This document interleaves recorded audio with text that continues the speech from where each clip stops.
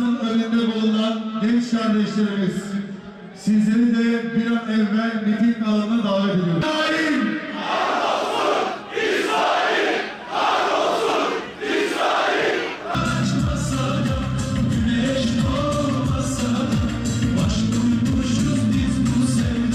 Bugün herkesin, hepimizin, tüm milletimizin tek bir derdi için buraya toplandık.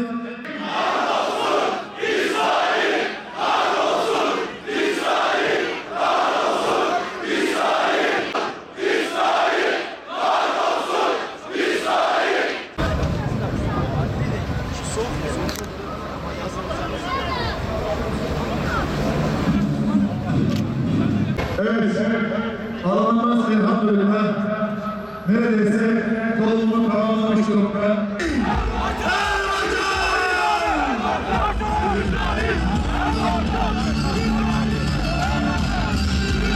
Kudüs'ün Erbakanı Doktor Fatih Erbakan!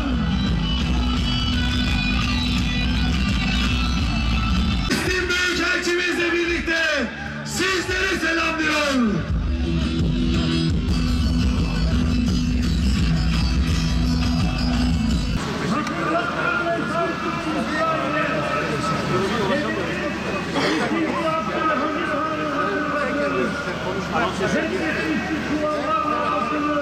Ve Hüdapar Genel Başkan Yardımcısı Mehmet Eşin Beyefendi aramızdalar.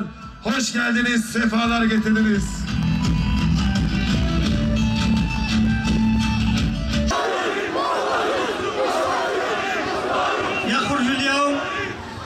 يخرج اليوم أحفاد أربكان